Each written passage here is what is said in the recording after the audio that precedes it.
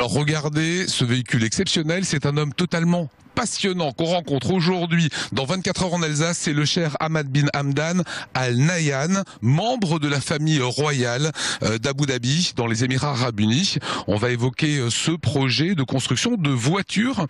Dites-moi, Monsieur le Prince, Hamad, quand est-ce que vous avez découvert pour la première fois l'Alsace? Because of my friend John Michel. C'est grâce à mon ami Jean-Michel, et quand je suis arrivé ici, j'ai aussi trouvé cette belle ville de Strasbourg. What is attractive in Alsace?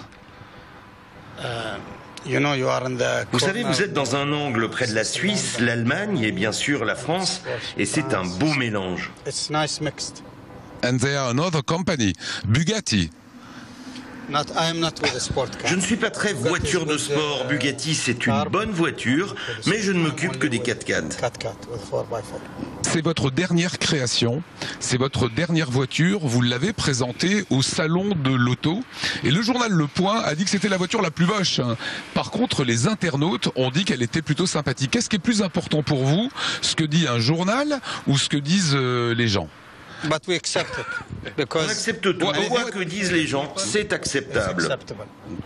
The newspaper Le Point said that, but internet people like this car. What is more important for you, public opinion or newspaper? L'opinion publique est bien sûr plus importante que les journaux. Les journaux disent ce qu'ils veulent. On est dans un pays libre, ils font ce qu'ils veulent. Comment elle a été conçue et préparée, cette voiture? Cette carrosserie, ce fuselage a été construit ici. Il appartient à notre société 4H Automobile. 4H Automobile. H like your name. Maybe. Oui, comme mon nom, si vous voulez. Et nous produisons la base de cette voiture électrique à Sélestat, mais comme j'aime le tout-terrain, on l'a installé sur un châssis de 4x4. Le Qatar investit sur Paris, notamment dans les clubs de football.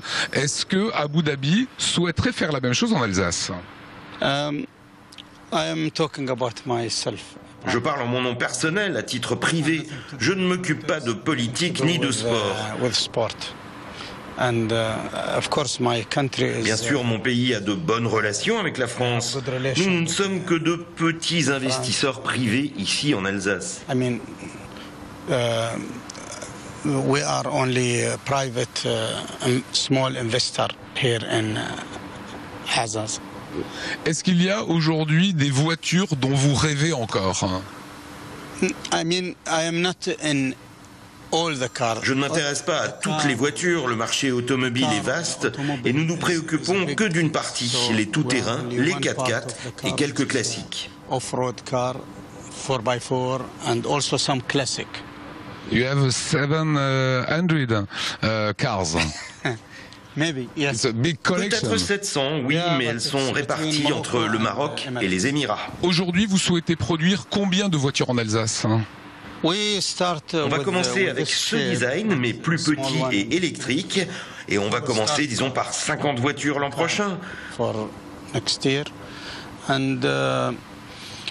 on aimerait les voir tout d'abord dans Paris, parce que c'est la plus belle ville à mes yeux et dans mon cœur. Et puis après Paris, si on peut en produire plus, on pourra monter à 400 voitures par an.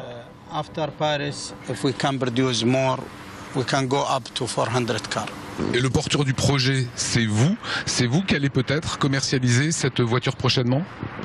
Cette voiture, pas spécialement. Mais les voitures électriques que nous fabriquons à Sélestat, oui, effectivement, c'est moi qui gère le projet, sous l'impulsion du prince Hamad, bien sûr.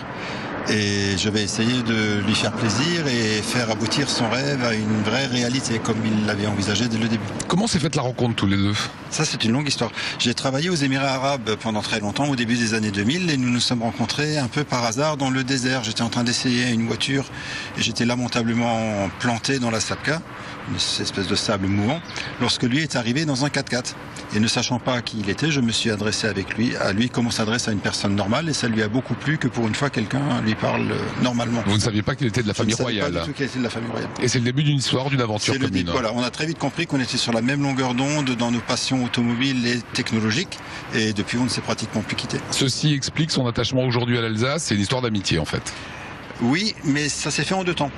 D'abord, il est venu me voir parce que j'habitais en Alsace, alors qu'il allait souvent à Paris. Lorsqu'il est arrivé en Alsace, il a compris que cette région centrale à l'Europe pouvait être un très très bon tremplin pour les activités. C'est ce qu'il disait tout à l'heure. Ouais, voilà, tout à fait.